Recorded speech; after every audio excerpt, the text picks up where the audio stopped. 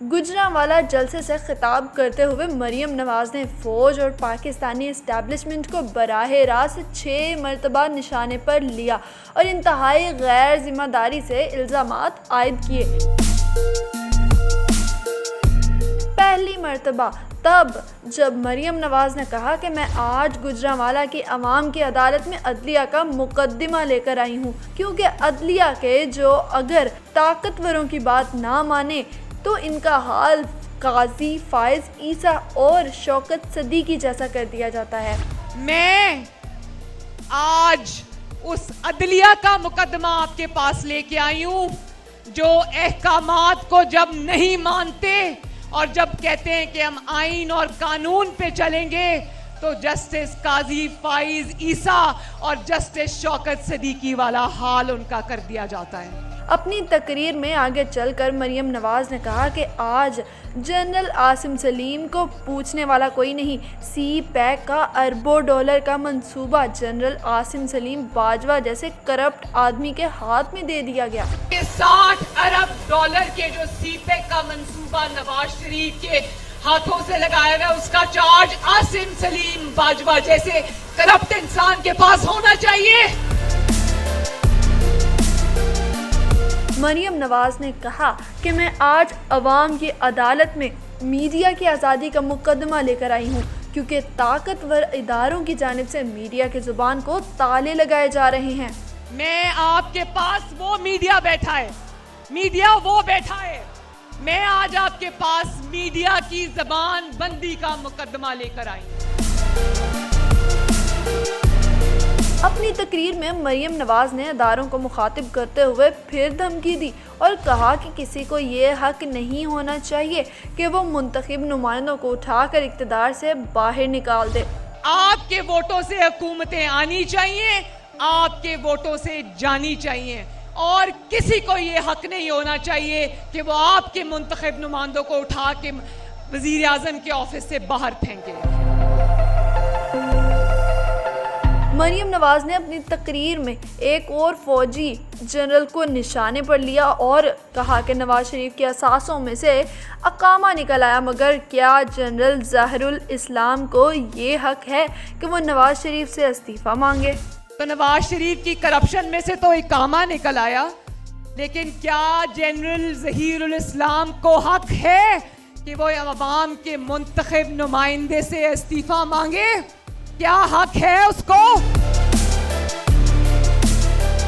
مریم نواز نے اپنے تجربے کی روشنی میں عمران خان کو ایک اور تنبیہ کرتے ہوئے کہا کہ آج عمران خان کہتا ہے کہ ہم فوج کے ساتھ ایک صفحے پر ہیں۔ عمران خان یاد رکھو، صفحہ پلٹتے ہوئے دیر نہیں لگتی۔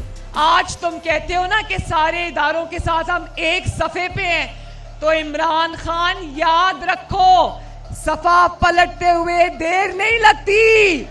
اس تقریر میں مریم نواز بار بار اپنے والد میاں نواز شریف کی تقریر کا حوالہ دیتی رہیں، جنہوں نے ان سے کچھ ہی دیر پہلے کی تھی۔ مریم نواز کہتی ہیں کہ وہ زیادہ لمبی بات نہیں کریں گی کیونکہ زیادہ باتیں ان کے والد نے کہہ دی ہیں۔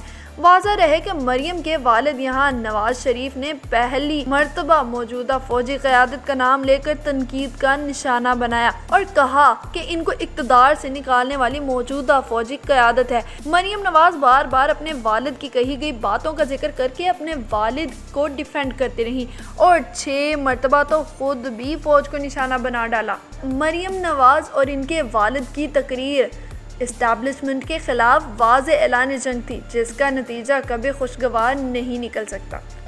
کون کہتا تھا کہ 5 بندے کھڑے ہو کر میرے خلاف عمران گو کا نعرہ لگائیں گے تو میں چلا جاؤں گا؟ کون کہتا تھا؟ تو آج لاہور سے گجرانوالہ تک لوگوں کا ایک ہی نعرہ تھا، گو نیازی، گو نیازی، گو نیازی۔ اب آرام سے جانا ہے یا لوگ تمہیں اٹھا کے باہر پھینک دیں گے؟ کل رات کو ابھی میں دیکھ رہی تھی، 1 ہفتے سے گجرانوالے کے جلسے کا خوف تھا۔ وفاقی کابینہ کے ارکان 1 ہفتے سے لاہور میں ڈیرے ڈال کے بیٹھے ہوئے تھے۔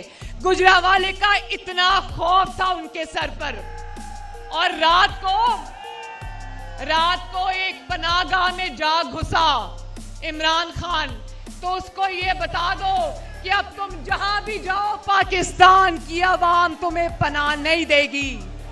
میں نے بہت باتیں کرنی تھی آپ سے, لیکن ایک تو میاں نواز شریف صاحب نے آپ سے بہت تفصیل میں بات کی ہے. دوسرا, وقت بھی اب 12:30 بج چکے ہیں. ابھی بلاول بھٹو صاحب نے اور مولانا فضل الرحمان صاحب نے خطاب کرنا ہے, تو میں بہت زیادہ باتیں تو نہیں کروں گی. میں آج نہ نواز شریف کا مقدمہ آپ کے پاس لے کے آئی ہوں, نہ مریم نواز کا مقدمہ آپ کے پاس لے کے آئی ہوں, نہ اپوزیشن کا مقدمہ آپ کے پاس لے کے آئی ہوں, نہ میں آپ کے پاس مسلم لیگ نون کا مقدمہ لے کے آئی ہوں. میں آج آپ کے پاس آپ کا مقدمہ لے کے آئی ہوں. اس ماں کے آنسوؤں کا مقدمہ لے کے آئی ہوں جو اپنے بچوں کو بھوک سے بلکتا دیکھتی ہے, لیکن اس کا آٹا, چینی, روٹی پوری نہیں ہوتی.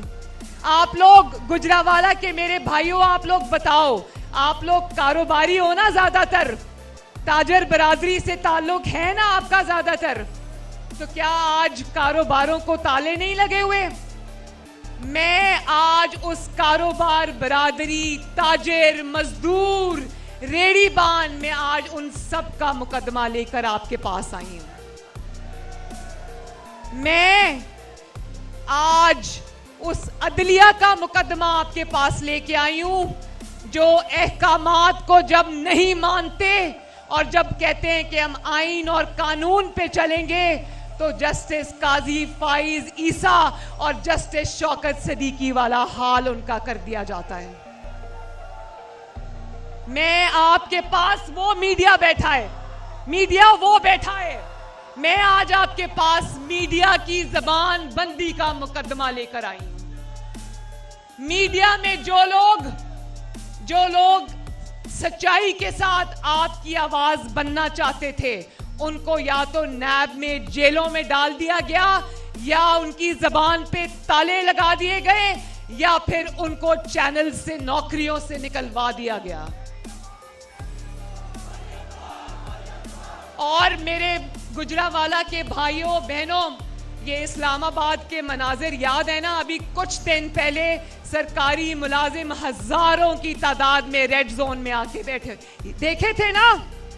اور ابھی کل پرسوں یہ جو قوم کی مائیں, بہنیں, بیٹیاں لیڈی ہیلتھ ورکرز کی شکل میں, پینشنرز, بوڑھے لوگ اسلام آباد کی سڑکوں پہ رل رہے ہیں, میں ان کا مقدمہ بھی آپ کے پاس لے کے آئی ہوں.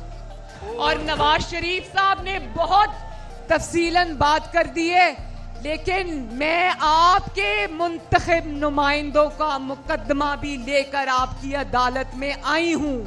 آپ کے منتخبہ جو نمائندے ہیں ان کو تو ایک اقامے پر نکال دیا جاتا ہے, ان کی 3 نسلوں کا حساب ہوتا ہے, ان کے اوپر ارشد ملک جیسے جج لا کے بٹھا دیے جاتے ہیں.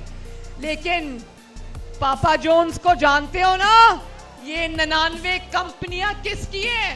تو وہ عاصم سلیم باجوہ کو آج پوچھنے والا کوئی نہیں ہے.